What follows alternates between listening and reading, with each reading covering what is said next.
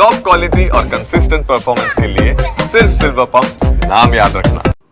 સમાચાર સુરતમાંથી કે જ્યાં કાર ચાલક દ્વારા બાઇકને સામાન્ય ટક્કર બાદ તોડફોડ કરી દેવાઈ। બાઇક ચાલકે મળતિયાઓને બોલાવી કારમાં બેઠેલા માતા પુત્ર પર હુમલો કર્યો।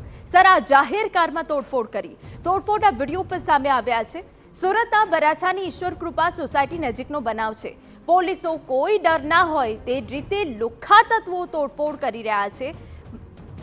અમારા સંવાદદાતા બળદેવ સુથાર વધુ વિગતે વાત કરવા જોડાયા છે। બળદેવ, શું છે સમગ્ર મામલો?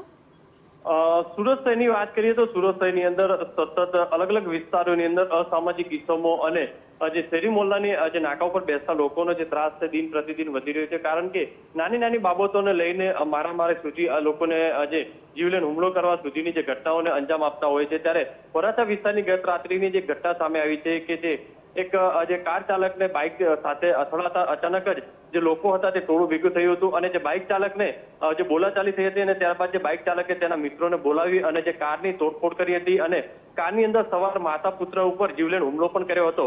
આખી ઘટનાના જે વિડીયો આવ્યા છે જોઈ શકાય છે કે જે રીતે કાર ઉપર ચડી અને જાણે તોફાનો મચાવ્યો હોય તે રીતના દ્રશ્યો સામે આવ્યા છે। હાલમાં તો આ ઘટનાને લઈને હાલમાં વરાછા પોલીસે આ બાબતે તપાસ હાથ ધરી છે, પણ મહત્વની વસ્તુ એ છે કે સુરત પોલીસ દ્વારા આવા ઇસમો સામે કડકમાં કડક કાર્યવાહી કરવી જરૂરી રહેશે। જી બિલકુલ આભાર। તો પોલીસ દ્વારા કડક કાર્યવાહીની જરૂર છે જેથી કરીને આ પ્રકારની ઘટનાઓ પર રોક લાગી શકે।